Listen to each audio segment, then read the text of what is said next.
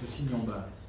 Je suis très heureux de vous retrouver ici quelques jours après la délibération que nous avons prise lundi dernier pour signer un contrat, vous savez qu'on les appelle les contrats CAOR, un contrat de maîtrise de l'évolution de la dépense publique et du besoin de financement entre l'État et la ville de Saint-Dié-des-Vosges. Alors, quelques rappels, je dirais, à la fois juridiques et historiques.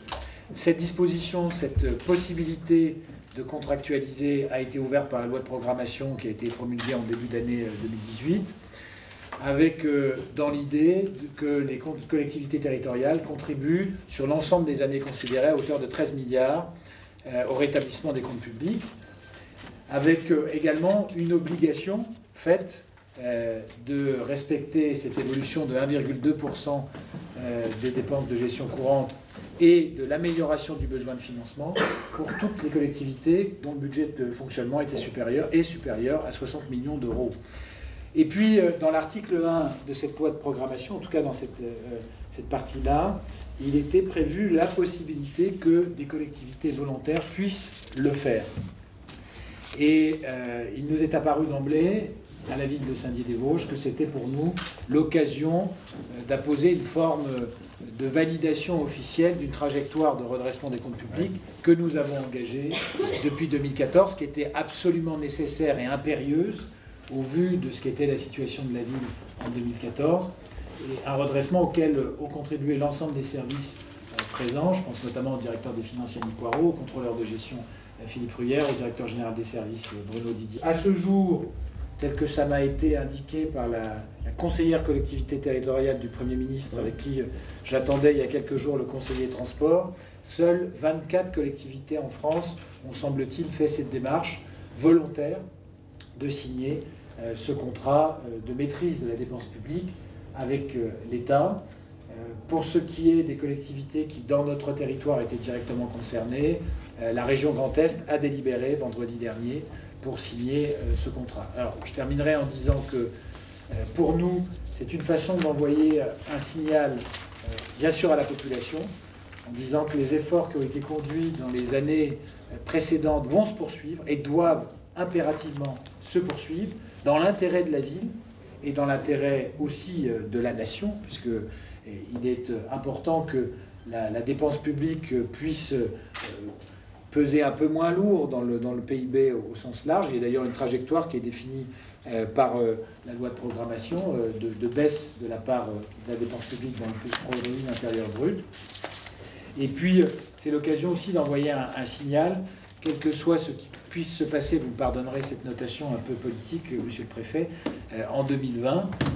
Après 2020, la trajectoire devra être au moins aussi sérieuse que celle que nous avons conduite jusqu'à présent. Et il en va de l'intérêt de la ville.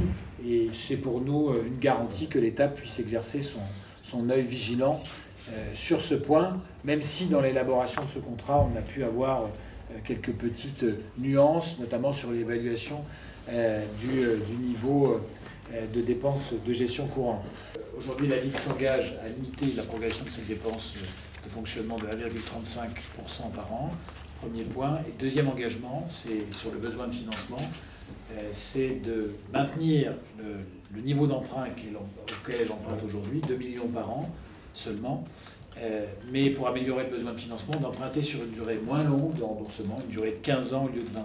Je pense que c'est assez important pour les habitants de la ville de savoir qu'on empruntera désormais sur des durées moins longues que celles qui étaient en vigueur jusque-là et qui sont en vigueur dans la plupart des collectivités.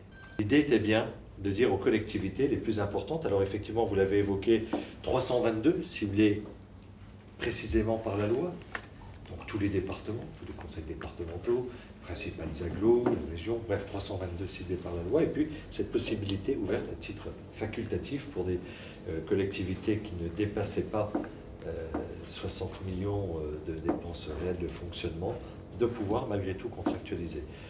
Cette idée donc d'un contrat d'une autre nature, fondé davantage sur la responsabilité, la confiance.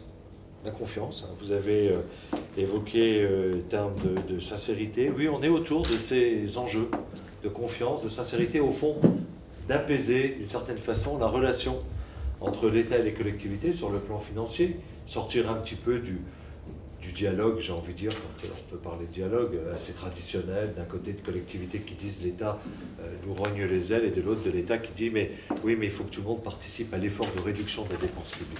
C'est ça l'esprit de ces contrats dits Cahors. Donc au mois de juillet, le président en a annoncé le principe. Au mois de décembre, à la mi-décembre, c'est le 14 ou 15 décembre à Cahors, le Premier ministre l'a en quelque sorte décliné, mis en musique, et puis il a été repris dans la loi de finances et proposé donc aux collectivités. Vous avez souhaité, monsieur le maire, vous engager au titre de la ville dans cette démarche.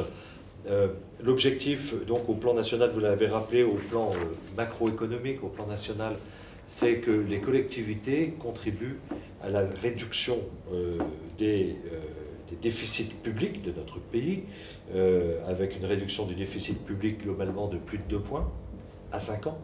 Hein, on se fixe une échéance à 5 ans, 2022. Ça, c'est pour apprécier globalement et sur un plan macroéconomique les résultats. Une réduction de plus de 3 points de la part de la dépense publique dans le PIB et une réduction de 5 points de la dette des administrations publiques. Donc tous éléments qui convergent vers le même objectif, réduire la pression sur la dépense publique, l'endettement public. Donc on a des facteurs minorants et des facteurs majorants qui font qu'au final, je vous passe les détails techniques, nous sommes en réalité tombés d'accord sur un taux de 1,35% de dépenses d'évolution, des dépenses réelles de fonctionnement sur ce mandat au fond. Voilà. Je laisse l'appréciation politique que vous avez portée, que je comprends bien, parce qu'elle a cette vertu, effectivement, cette démarche. Elle a cette vertu d'être dans une posture très transparente vis-à-vis des administrés, et vous y avez tout de suite senti et pressenti l'intérêt, et je vous donne acte d'ailleurs, monsieur le maire, vous m'avez tout de suite sollicité en réalité pour me dire moi ça m'intéresse. Elle a cette vertu de dire aux administrés, dans une transparence parfaitement démocratique, parfaitement saine, voilà ce à quoi on s'engage, et au fond ça nous concerne tous. Et ça vous permettra d'une certaine façon, grâce à ce contrat, avec ces clauses de revoyure, ces moments de rendez-vous, d'avoir l'expertise, l'appui technique, le regard de l'État, de ses experts, de la direction des finances publiques, des services de l'État, sur cette maîtrise, cette évolution maîtrisée des dépenses de fonctionnement pour votre commune.